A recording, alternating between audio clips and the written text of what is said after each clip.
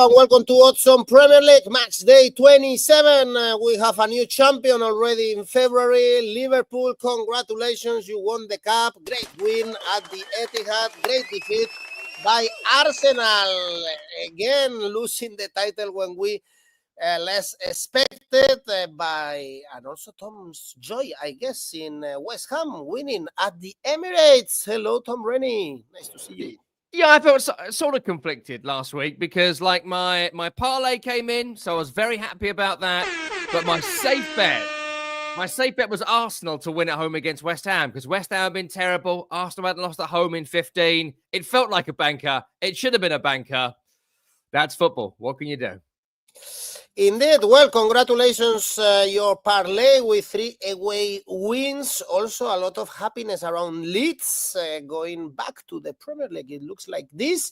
Yeah. So let's analyze everything we have in this midweek. Remember, we have FA Cup at the weekend, so a lot of games in midweek in the Premier League. Press the like, remember also.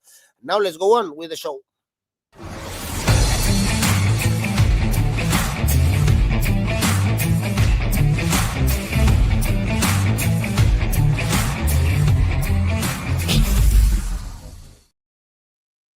Let's start Brighton Bournemouth in the south of England. Brighton back to the fight for the European spots after beating Chelsea in all the competitions, and also Southampton. They are alive in the FA Cup. They have a great game actually against Newcastle. Bournemouth only 3 points more than Brighton after losing to Wolverhampton. Surprisingly, actually, they face again Wolves in the FA Cup, Tom. Yeah, this is so tricky. What a tricky game to start our roundup of this week. Brighton in terrific form in the last few games, but they had faced a beleaguered Chelsea at home in 2 competitions and then the worst team in the country in Southampton. So you do need to take that into consideration when you think about their form. And in terms of Bournemouth, look, the loss against Wolves, we didn't see it last week. We went for the Bournemouth win. We did, though, say if Wolves were to win, it would be 𝐿𝐭𝐴 score and Wolves win. So always look out for the second and third tips we give you on the show as well. And, of course, the red card changed everything. As soon as they went down to 10 with an hour or so to go in that game, that's definitely a swing of things. The good thing about Brighton right now, if you are thinking about backing them, and I think I probably am in this game, is that they're scoring goals again. And that was the issue for them for a few weeks. But Danny Welbeck has come back in to provide an option alongside 𝐬𝐭𝐴𝐵𝐿. Minte has started producing again. He had a bad run from Christmas onwards. Karam Mitoma is fit and looks very good. And also, the way they distribute the ball from the back as well. They've lost Lewis Dunk. And so Adam Webster and Van Hecke have really stepped up in playing some precise, over-the-top 60-yard diagonals, which are so hard to pull off. And Brighton are very, very good at it. So look out for that tactic in this particular game. And in terms of Bournemouth, look, I mentioned the result against Wolves, but I do think the overall performance was quite good. I'd still be looking at the win at Everton in the Cup. I'd still be looking at the performance against Nottingham Forest. I'd still be looking at the win at Southampton. That's the Bournemouth I think we have, not the one that lost against Wolves last weekend. I think with a full complement, they would have won that game. Still very hard to score against. And I still think there's goals all over this team. Semenyo is fit. Ouattara is fit. Kluivert is fit. Tavernier is fit. They definitely have goals in them. But what's interesting about this game is it's actually 2 really good defenses. And I think that might be the overriding factor here.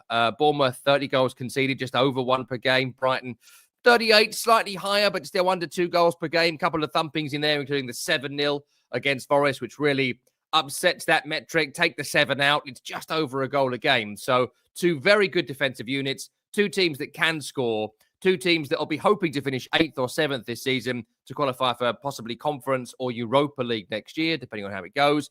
So it's a real tight game. I'll take Brighton win as the top tip at 2.12.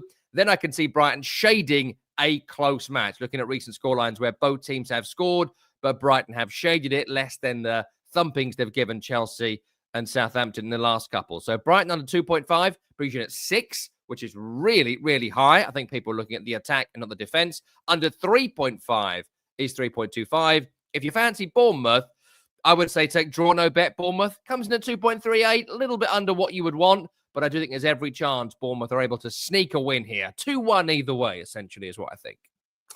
Tricky one. Both teams to score is on the cards for Mili, for Omoyoma, for Mix Gaming, and for Hassan. In this case, is under 2.5 goals. So could be easily a 1-1, and everyone is happy with the prediction. Next one is Crystal Palace, Aston Villa. Crystal Palace keep performing amazingly away from Selhurst Park, 5 consecutive 0-2.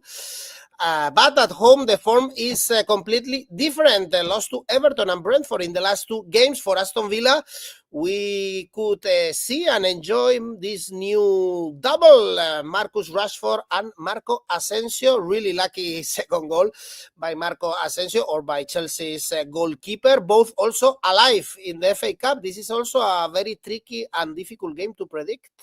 Yeah, absolutely. I think that if this was at Villa Park, I'd probably quite fancy Crystal Palace because away from home, as you mentioned, they've been staggeringly good recently. 2-0 victories at Fulham and Manchester United and West Ham United in recent times. They've been very, very good on the road. But, I mean, their home form is so bizarre.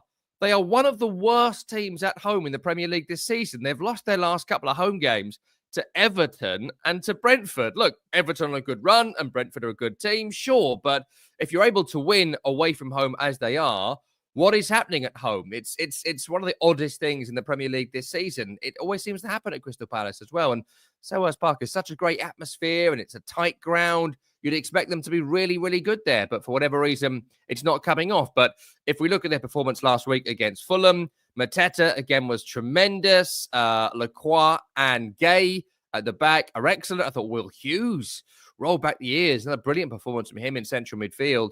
And 𝗵𝗵𝗄 and Ismaila Sarr give you that pace and excitement to go with the quality that Jean-Philippe Mateta is bringing. Who's the top scorer? He's had the most shots on target. It looks a massive threat. Did score last week, was disallowed. Great finish, but his overall performance was also fantastic.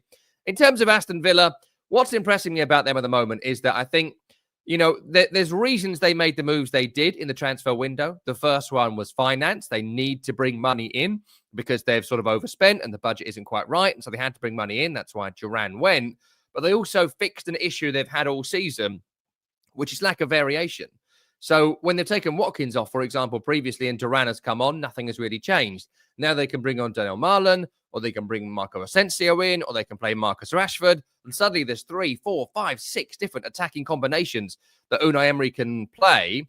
And that's what sort of swung the game against Chelsea last week. That's what has swung them at times against Liverpool. You know, they struggled a bit against Ipswich. But again, I think that this attack is a lot better second half of the season than it was first half of the season. So fascinating game. Palace struggle at home. Villa tend to be better away. I think you can only take a Villa win here at 2.90. The odds are really, really good. As we saw with Aston Villa in the game against Chelsea, we've seen it against Liverpool. We've seen it against Tottenham. One thing they are very good at is winning games from behind. I wouldn't be surprised to see Crystal Palace score first here, only because Villa keep finding a way to concede, but then go on to win. And it's a bit of an outlier, this. So take the Villa win because the odds are good. But I do like Villa to win from behind at 13.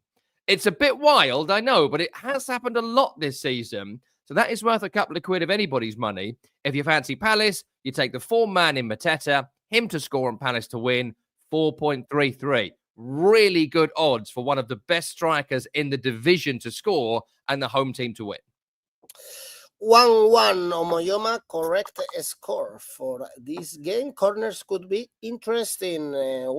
Aston Villa 8th in the standings, but only 2 points away from Man City at the moment. The next game is Wolves Fulham. Key win for Wolves, very, very important one in Bournemouth to stay in the Premier League. Now 5 points distance with the relegation. Great form.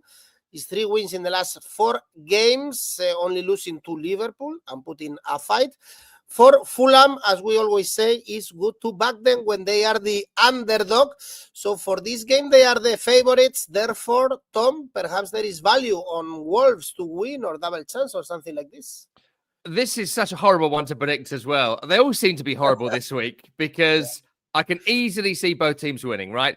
If we start with Wolves, last week they won, and they won in the same way. I'm going to predict them to win this week. If you're going for Wolves, which is 𝐿𝐴𝐧𝐽𝐿𝐴 to score and Wolverhampton Wanderers to win. The guy is just class, a class footballer. Scores goals, creates chances, carries the team upfield. There is zero chance he is a Wolverhampton Wanderers player next season. I know he signed a new contract. The reason for that is to get the bumper money that Wolves deserve to get for 𝐿𝐿𝐼 𝐶𝐭 in the summer. He is a top quality Champions League footballer, and I hope Wolves enjoy him. I'm sure they are, because this will be the end of the dance, I'm sure, for him at Molineux. But he's tremendous. The team is, I would say, improving. The result against Villa was the last time I watched them in full. I thought they were very good. I was impressed with 𝗀𝗵𝗄𝗏. I think 𝗪𝗏𝗏 at centre-half has brought a competitive edge to their defence, which wasn't quite there. I think the midfield is still a bit off. It's still a lot of the same player over and over again. Doesn't give them much drive up the field, but they do get that from people like Ryan Ait-Nouri on the wing, who I think is a very, very good attacking fullback in a three-at-the-back wing-back formation. So positives around Wolves, plus the results have been decent. If you look across the last four in all competitions, it's 3 victories. The win against Bournemouth, bit of luck involved, absolutely, with the red card. But they went on to win that game. Still wasn't easy. Win against Blackburn in the Cup. Win against Villa, I've mentioned. And the only loss in that run was against Liverpool. And that late 10 minutes was all Wolverhampton Wanderers attacking at Molineux, which we didn't expect. So a lot of positives about Wolves. They are going to stay in the Premier League. The bottom 3 is the bottom 3, but they'll want to get over the line. In terms of Fulham, every time they're about to achieve something, they choke. And that's the story of Fulham in the last 2 or 3 seasons. What Marco Silva has got from this group of kind of ragtag rejects has been tremendous, from Adama Traore to Alex Iwobi to Raul Jimenez.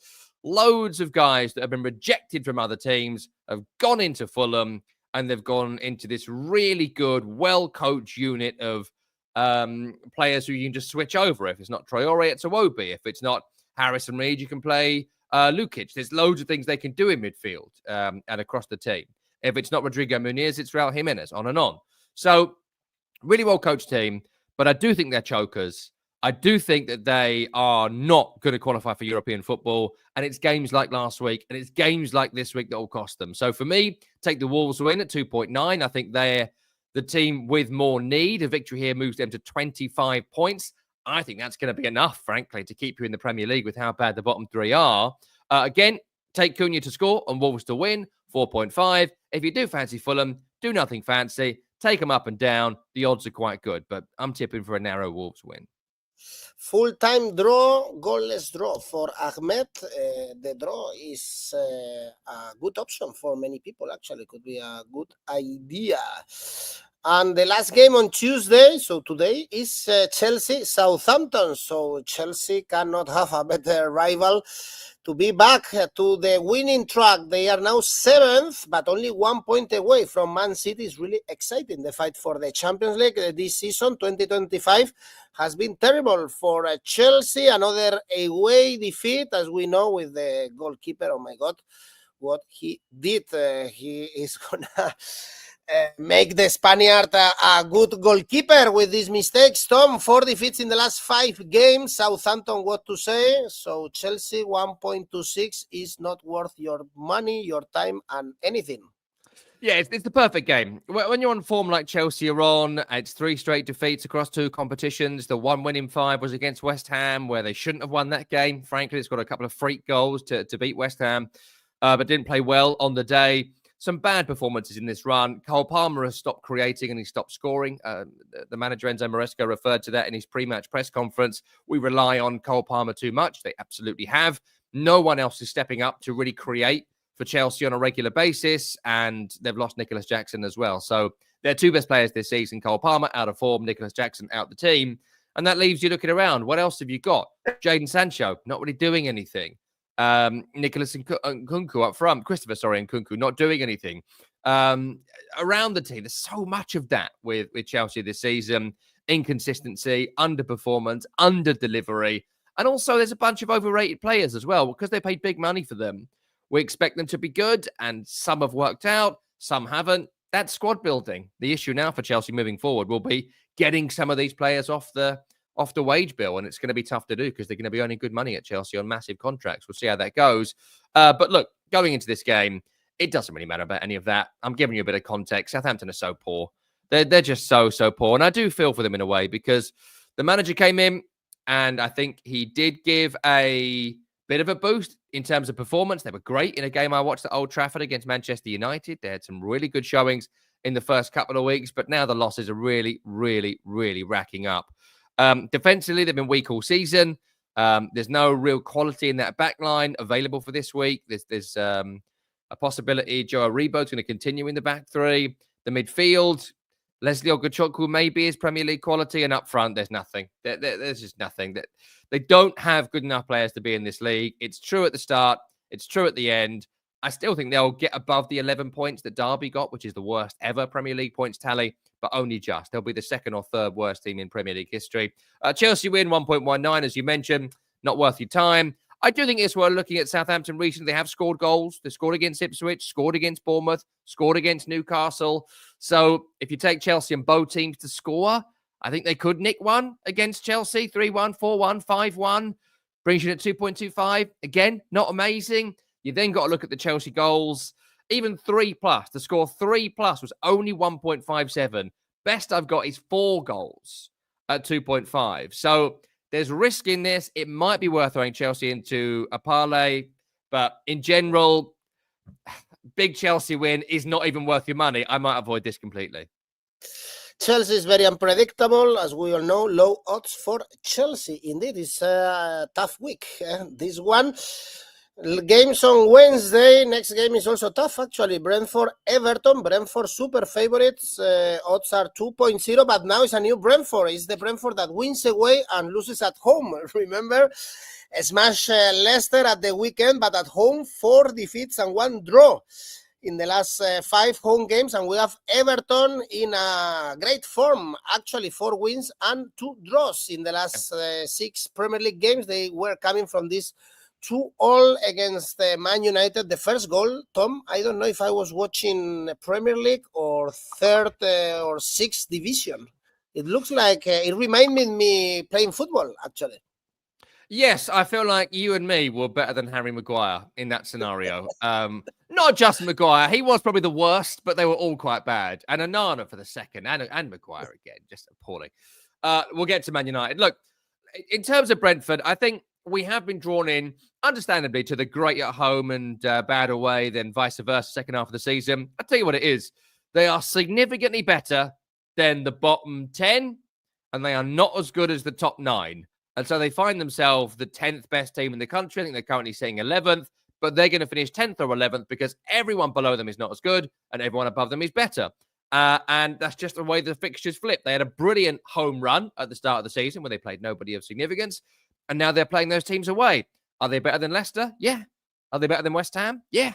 Are they better than Palace? Yeah.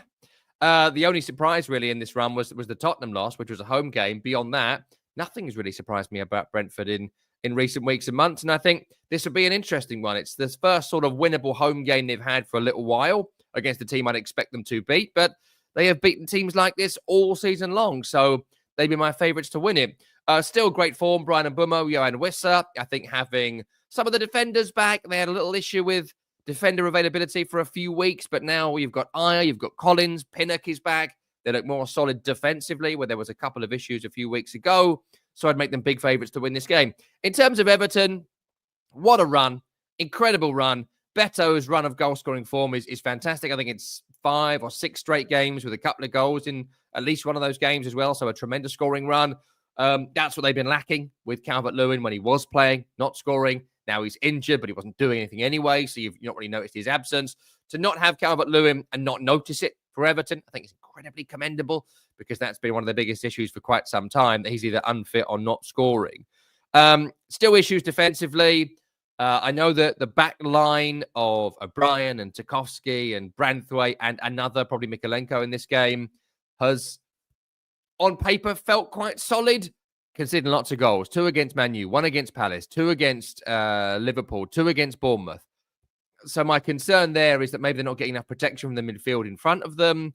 Certainly people like 𝗀𝗏𝗏𝗀, 𝗛𝗏𝗏𝗀𝗏, Ghana, legs have gone, 𝗀𝗏𝗏 more offensive. So I think you can get at the back line, which still seems a bit slow and can get turned. And that's what Brentford are fantastic at. Slipping it in behind, turning a oil tanker like 𝐿𝐭𝐴𝐵𝐻 and getting through on the goalkeeper. I could only see one result here. That is a Brentford win at 2.09. And then you pick out those goal scorers. And 𝗵𝗼 scores and Brentford win 3.5. 𝐻𝐿𝐴 scores and Brentford win is 3.75. I'd also look at Brentford here to score at least 2 goals because they have all of the attributes that I think Everton will defensively struggle with. So a decent size Brentford win here. All right, Brentford is my favorite team to bet on this season. 𝗀𝗵𝐿𝐴 same, very consistent. Well, before were very good at home. Now they are very good away from home. Let's see against Everton. Next one. Oh my God, scary movie. Man United, Ipswich. Imagine how scary, Tom, to see these odds for Man United to beat at home Ipswich Town. It's crazy, almost 1.6. Of course, it's still low, but it should be 1.3 if Man United was a decent team, which they are not. Of course, it's only 2 wins in the last 10 Premier League games. It looks like Fernandes is the only class player, and well, Ipswich saying goodbye and goodbye to the Premier League, as you predicted many weeks ago. Should we take these odds for Man United, because especially they are dreadful playing at Old Trafford? I mean, you have to because of who they're playing. Like I'm not going to bet at all on the bottom 3 to get a point for the rest of this season. I've barely bet on them to get a point all campaign. Ipswich had to win Southampton 4 weeks ago to have any chance of staying in the league, and they lost that game at home by 2-1. So I'm finished with Ipswich as I'm finished with Leicester and Southampton themselves many weeks ago. In terms of Manchester United, I mean, it's 15th playing 18th, and that's why the odds are as they are. And you mentioned the form. It's been atrocious. I think Ruben Amorim has lost 8 of 12 since he's come in. They've lost half their Premier League games this season, just under 12 of 26 defeats. Terrible. And who knows about the rebuild as well? There seems to be no money for broccoli, let alone footballers. So we'll see what happens next with Manchester United. But are there green shoots? No, frankly. I mean, Bruno Fernandes, I don't think played amazingly against Everton. He was missing in the first half. His free kick was fantastic, and they had a brilliant push in the last 25 minutes against Everton. But at 2-0 down at the desperation station, you've got to just try things. Before that, they were sort of doing nothing. 𝗀𝗏𝗏 and Højlund in the front group doesn't work, whatever that group is. Garnacho needs to come back in if he's fit for this one. He made a big difference when he came on at the weekend. Casemiro, God bless him, needs to be put out to pasture. The hope for United is that 𝐜𝐿𝐴 is fit and can play in midfield. That's how far Casemiro has fallen. And defensively, without Martinez, Maguire had looked good before the Everton game, I thought, but he was awful at Goodison Park. Couldn't jump a couple of times, which is not particularly encouraging. And Onana remains a incredibly average goalkeeper, replacing David De Gea for Onana. Whoever made that judgment call, when you see how well De Gea has been playing for Fiorentina as well, just baffling. I'm not saying De Gea was perfect. He was on the slide a bit, but Onana, honestly, awful goalkeeper at this level. Just doesn't belong here. Seems it will be fine for Brentford, be a good Brentford keeper. But I thought Man United were meant to be, challengers. So there you go. Look, in terms of Ipswich, I'll keep it pretty brief. They've got a good coach. They will go down. They'll come back up again, but it's the same issue that the others have had. The ability to build a Premier League quality squad is going to be an interesting conversation in the summer. I think teams, when they come up, the very first thing you do when you confirm promotion now is sack the manager immediately. You sack half the players, if not all of them, and you've got to build a completely new team. You've got to bin the championship team off because they can't survive. And beyond Liam Delap, who's going to go somewhere, nobody for Ipswich will be back in the Premier League next season. And that tells you all you need to know. So in this particular game, look, there's every chance Ipswich gets something, only because United are so bad, but I can't tip it. So United to win at 1.58, sure. I think it'll be quite tight. I don't think United will thrash Ipswich Town. So look at your group bet, 1-0, 2-0, 2-1. That brings you up to 2.88, which is really not bad for Man United at home historically. Under 3.5 goals, which I think it will be, and United win is 2.38. And then pick a player for United. The only one of note is Bruno Fernandes. He scores and United win. It doubles your money. It's not great, but that's what I'll take. It keeps surprising me how a huge club like Man United can be like this. Actually, it's just pitiful seeing them in the 15th spot in the Premier League. We were laughing at Milan, for instance, and how a great team had to deal for a while outside the Champions League spots. Look at Man United with the money they have, which is even worse than the money they spent. Yeah. Well, next game, this is another really tough one and really good one. Nottingham Forest, Arsenal. What a game, second against the third. Nottingham Forest, only 3 points away from the fifth. What a game we saw in St. James's Park. Lost 4-3 despite taking the lead and then switching off for 20 minutes. Back-to-back defeats for them. So I don't know, Tom, if you think the season is going to be too long for them and they might not qualify for the Champions League. And then we have Arsenal saying goodbye when you never expected to the title hopes. This is so classy, Arsenal. And I guess now it's time to think about PSV and the Champions League. Yeah, I think this is going to be the end of the line for one of these two teams in terms of their league aspirations. I think if Forest continue the losing run they have been on, then they will slide down out of the top five and they'll be clinging on, hopefully for them, for Europa League or Conference League football. But this is pivotal. And in terms of Arsenal, if it turns now, if they go on a losing run, they lose 2 in a row, they lose this game, and then they've got tough games coming up, I think it'll be season over. I think they'll make top 4, but I think the misery of the last few days might engulf them over the next couple of weeks. Of course, they've got no FA Cup football at the weekend, so they've got some time to sort of stew on it. What's happening at Forest? Well, Chris Wood has sort of dried up a little bit since his hat-trick against Leicester City. One of the best players in the league this season, but he's sort of not scored last couple of games, which I'd be concerned about. Conceding goals all of a sudden. One of the best defenses in the country has suddenly conceded 5 against Bournemouth and a few here at the weekend against Newcastle. Was it 4? So suddenly they're conceding goals, which is a bit unexpected. Even 2 against Southampton is a surprise, I think, considering how sort of poor Southampton have been. So, tighten up defensively again. I think they've got to be certainly more focused, certainly more protective of Williams and 𝐿𝐿𝐴. Maybe they need to be a bit more defensively minded, protecting Milenkovic and Murillo. Maybe the defensive midfield, it was Anderson and Dominguez started against Newcastle. Should it have been Ryan Yates, who's a bit more savvy when it comes to sort of blocking through balls and kicking people up in the air and being more aggressive? I don't know, frankly. They overperformed. Now they're slightly underperforming. Is it the pressure? You know, the fact that we sort of saw them as shoo-in for the Champions League a few weeks ago, and now we're worrying about it. Worrying's too strong, but, we're wondering if it's going to happen. So maybe that's affecting Nottingham Forest. So a huge game this. We do know that if they take the lead, they are likely to win. That remains the case on average, despite what happened at Newcastle last week. So first goal in this game is going to be absolutely crucial. And the other part of that is because Arsenal, who's going to score? Who's going to score for them? We don't need to have a conversation here about they should have bought a striker. Everyone is doing it, right? Everyone. The bloke who cuts your hair, your dry cleaner, the woman at the bakery, the woman at the supermarket. You're like, you're watching the football? Yeah, watching the football. Arsenal should have bought a striker, shouldn't they? Because everybody knows. My dog is sitting here. He knows that Arsenal should have bought a striker. But for whatever reason, they didn't do it. And look, Mikel Merino's 2 goals against Leicester were great. Really good finishes. The second one, especially, I was incredibly impressed with. But he's not a striker. And the reason it worked against Leicester is because he brought something different, a presence to the attack, which wasn't there previously. They began with it against West Ham, and West Ham with Kilman and 𝗏𝗏𝗏 and Aaron Cresswell were just like, no, get it away, get a block on. There was no second man run, third man run from people like Bukayo Saka, who's missing. So offensively, it just isn't there. The defense remains strong. West Ham only had 3 shots last week, so that's pretty good, frankly, even though the goal itself had its kind of negatives. They defended well. The midfield was good. The offense is bad. And they can't fix it. So first goal in this game is going to be absolutely crucial. It feels like 1-0 either way. To me, I think Forest get it.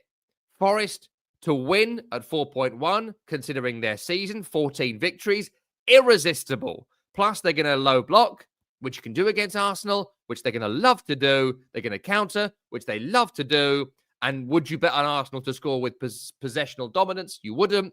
Take Chris Wood to score and Forest win. Brings you to 6, which is crazy. And also, because I'm going for a win to 0, if I take Forest and win to 0, 6.5. If you go for Arsenal, also go win to 0, but I'm going Forest. All right, Chris Wood to score or assist for sure. Possible upset, Forest to win, and well, we have double chance for Forest also. Great odds, actually. And Eric wants me to say Glazers out. Then Glazers out. Okay, there we go. It's been said. We've said it. Don't go Yeah. there. Probably they are listening, from just overseeing Central Park in New York. Oddspedia US, they're listening. Oddspedia US, they should be watching. Yes, and I heard actually that we rank pretty good with the US IP by Tips Premier League. Tom, if you go on YouTube when you are on holidays in the US, I know that you like to go there, and you can check our videos in case you miss us during the summer and just check what we've done in the past. Well, next game. Look, what a game. Tottenham, Man City. This one I like to bet. Actually, it's a hard week, but this game is great. Look at these odds for Tottenham. Remember also how Tottenham were able to beat Man City when they were Man City and they were winning under Guardiola. This is not anymore the case. We saw a terrible City again against Liverpool with De Bruyne, that probably he's regretting not going to Saudi Arabia some months earlier that he is gonna do it. So great odds to back Spurs, especially because now they look back on track to face especially Europa League, I guess, where they wanna fight for a title. Yeah, look, I mean, it's not rocket science, this, right? The players are coming back, and so they look a bit better. I mean, it's just, we knew that was going to be part of it for Tottenham, and it was dependent on how long some of these guys were going to be out. It was still Archie Gray at centre-half in the last game. I think Ben Davies comes back for this one. You know, Danso looks a little bit ropey, but compared to what was playing there previously, that's better. There's still probably no Van der Ven, Romero, Dragusin, but they're only a couple of weeks away. And beyond the centre-halves now, 𝗵𝐿𝐴 is back. Bentancur is back. Tell up front, it gives them an option because there was no Solanke injured, Richarlison injured, but he's given them something in that central forward position. They look a better outfit, Tottenham, now than they did a few weeks ago.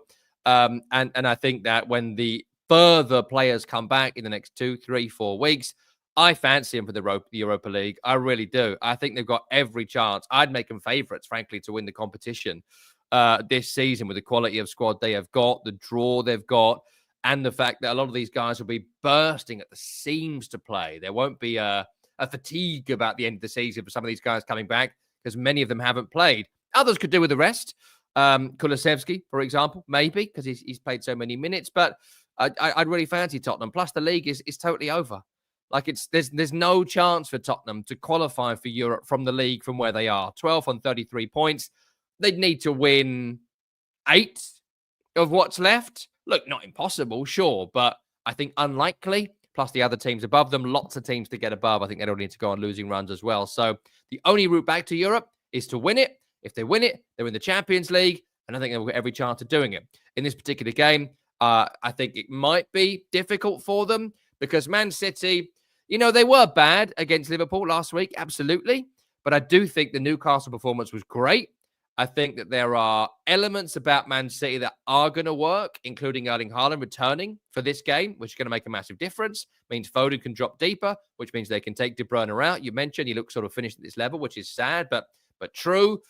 More minutes for Gonzalez in midfield, more minutes for Omar Marmoush, who's been a little bit hit and miss. And defensively too, look, they ain't been great at the back, but I do think that they have a lot of good players there that will turn this form around at some point. We'll get better from Ake. We'll get better from Ruben Dias. We'll get better from one or two others. Plus, I think they've stopped the ridiculous experiment of Matheus Nunes at right back as well, which was kind of stupid. So I fancy Man City, mainly because you don't get Man City to win at 2 very often in any game. Plus, Tottenham find a way to lose whenever I think they might win. I think goals at both ends, so take both teams to score. 52 goals for City this season, 53 for Tottenham, but also 37 conceded for City and 38 for Tottenham. Not good records either. So City and both teams to score is 2.75, which I quite like. Tottenham, on the other hand, and both teams to score, similar odds. So dealer's choice. I can see City being stronger as the game goes on because City are very good in terms of scoring late in games. Tottenham often go hell for leather if it's level to try and win it. So draw at halftime and City win was 6, which I liked. And then cover your bets with a grouper, 1-0, 2-0, 2-1 City, 4.5. So a few nice City bets with unexpected City odds. And it's also worth noting as well, they have won 13 games this season. And they've only lost like twice since Christmas. So reports of their demise sort of greatly exaggerated for me. Or it's 3 now with Liverpool. Well, Spurs to win, Spurs double chance, Tottenham -1, even more daring for Mom Spaghetti. City to win, the only one going for Man City and over 2.5 goals. Marmoush to score and Spurs to win. Well, plenty of options. This is a great game also for betting. Probably not that, well, it's actually important for Man City to qualify for the next Champions League, but for betting is really, really good. And great game also, Liverpool Newcastle. This is the training for the next League Cup final. We are going to have it in a couple of weeks. So it's a good test for both sides. Now with the title race over, great season for Liverpool. I think no one, Tom, not even the most optimistic of the Liverpool supporters would have thought that Arne Slot team would perform this good after the space left by Jurgen Klopp. But look, you don't need a transition. You just need to find the good, bold guy to manage your team and win titles. 11 points ahead of Arsenal. So now also focus in PSG. They don't have FA Cup, so they can rest a week before this match against the Parisians. And Newcastle, Tom, back again to the winning streak. What a game, what a striker. 𝐿, 19 goals scored this season.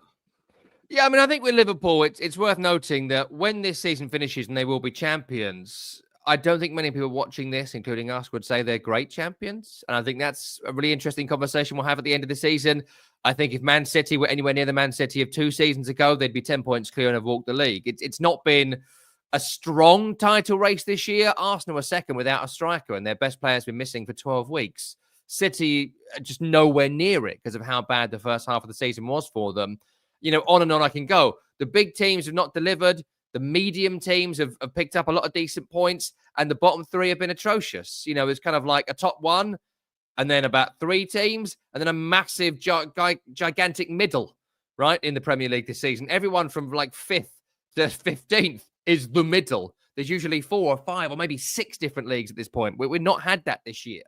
So look, not to take it away from Liverpool, you can only beat what's in front of you, but I do think next year is going to be really interesting with Salah probably leaving, Van Dijk going to be 34 years of age.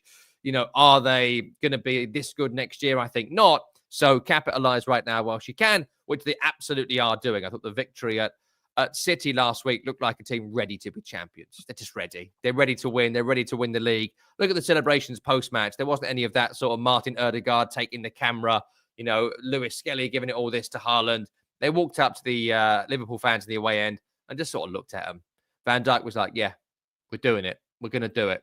And I think that has informed a lot of their performances in recent weeks, even in games where they could have lost against Everton and Villa. Did they play well in those games? No, not really. But they just found a way to get the required points. And that's why they've only lost 1 game all season. And 7 draws is quite a lot, actually. But you just can't beat them. I think that's been the biggest factor of Liverpool this season. In terms of Newcastle United, you know, last time they were in the Carabao Cup final against Man United a couple of years ago, their form fell off a cliff.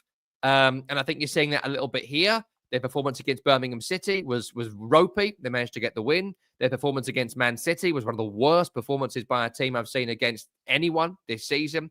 And last week against Forest, they had some real dodgy moments against Forest. They got the win because of the man you mentioned, 𝐿𝐿, and his amazing form and some mistakes that Forest made defensively, giving that penalty away and whatnot. But they're not looking great right now, Newcastle. And I think the pressure of winning the Carabao Cup in 3 or 4 weeks' time, it showed last time and it's showing again this time. Plus, the midfield is now Willock, Miley and Guimaraes. You lose Tonali and you lose Joelinton. You lose a lot of the power. This Newcastle team has been built on the power of that midfield. You lose that. And I think the evidence was there for all to see against Forest last week. So, in this game, take Liverpool win, 1.5. That's your top tip. Mo Salah breaking all sorts of records. They're like making up records for Mo Salah now. There was one like, oh, he scored the most goals on a Sunday. Who's counting that? But we're just making up records for Salah now. So Salah scores and Liverpool win. Do it every week. Comes in at 2. I think there'll be a lot of goals in this game. I think the Forest game last week will be a metric to follow in terms of how the game's going to go. Newcastle conceded 7 in their last 2 games. Liverpool has scored 2 in each of their last 4 in the league.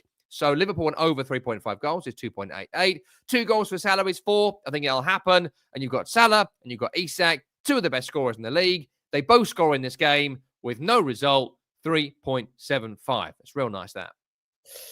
Indeed, Liverpool to win, Salah to score and over 2.5 goals. This is a nice bet, actually, or bet builder for Kelly. In this game, Liverpool will smash Newcastle. Well, could be. And the last game, Tom, your team on Thursday, West Ham, Leicester City, unexpected win for West Ham against Arsenal. They were coming from 4 winless games, remember, so I guess it's time for back-to-back wins. At least the bookies tell us this. 1.6 is impossible to back Leicester City in this moment, Tom, so I guess we should go for West Ham. I am absolutely loath to say West Ham win. I just think they lack the ability to win across the season. But at home against Leicester, I mean, they're one of the worst teams at home in the Premier League this season, West Ham. I think it's just 4 victories at London Stadium. So many times when they have gone behind, people have just gone home because they don't fancy them to score. They've only scored 30 goals this season, which is just above 1 per game, which is pretty pitiful. I know they've had players out recently, but they've had 𝐻𝗵𝗿𝗄 for lots of the season. They've got 𝗵𝗀, who played well last week, but hasn't really delivered much this campaign. Evan Ferguson is there now. I wonder if he gets a start in this game. We'll see what happens. I think they'll probably keep it exactly the same as the way they set up against Arsenal. That hopefully for them will mean they don't concede a stupid goal in the opening 15 minutes of a game. They're one of the worst for conceding after the opening whistle and the halftime whistle, West Ham, this season. They'll go into it as favourites. I think they'll be cautious, and it's really about doing nothing stupid against the Leicester side, they're just woeful. Like, I know Southampton are below them, but I actually think that Leicester are worse. I think they're the worst team in the country. I think they hired Ruud van Nistelrooy. That was a mistake. Shouldn't have done it. He hasn't got his own people. And they sacked the coaches this week, the first team coaches, who were Steve Cooper's first team coaches. They stayed on with Van Nistelrooy. They've been sacked, so I don't even know who's taking training this week. He was making excuses following the 4-0 thumping at Brentford, or at home against Brentford on Friday, saying things like, not my squad, they're not good enough, or words to that effect. Never a good sign for a manager to be disowning the players with a quarter of the season to go. Loads of issues, plus 59 goals conceded, 4 against Brentford, 2 against Arsenal, 2 against Man U, 4 against Everton.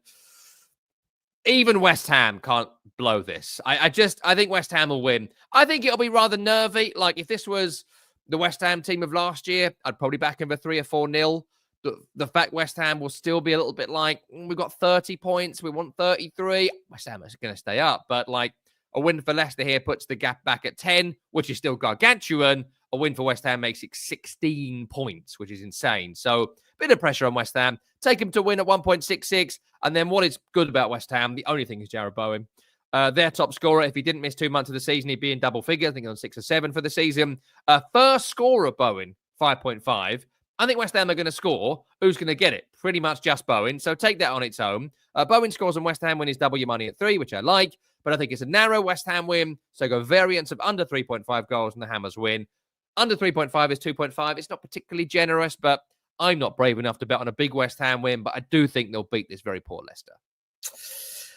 Correct score 2-0, over 9.5 corners, West Ham to win and over 1.5 goals. West Ham Asian handicap -1, -1.5. We love Asian handicap when Leicester are playing because they've been so poor in the second part of this season. Souček will score with a header from a corner. You cannot be more specifically. Well, guys, if you know so much, try our tipster competitions, of course. Apart from betting, this is absolutely for free. You just need to sign up with Oddspedia and enroll in some of our competitions, including the Premier League one. There you go, the leader. I cannot see actually which country he's from. And then public rivals where you can create your own competition and play with your friends. Tom, his ACCA was correct last week, so please, all ears to your safe bet. Safe bet is going to be Chelsea to win at home against Southampton. There are 2 home wins that you can pick here from this midweek round. Chelsea against Southampton or West Ham against Leicester. I feel like it's brave going for Chelsea, but I can't say West Ham. So Chelsea against Southampton is my safe bet. And the ACCA? 4-team ACCA, they're both in it. So Chelsea to win against Southampton, West Ham to win against Leicester. Put Man United in there to win against Ipswich. You'll see a pattern here. I'm betting against anyone who's facing the bottom 3. I'll probably do that for the rest of the season. Throw Liverpool in there too to beat Newcastle. 4.2. That ain't too bad. It ain't too bad, indeed. Well, guys, thanks for your comments. Thanks for watching us. Thanks, Tom, and see you next week. Bye-bye.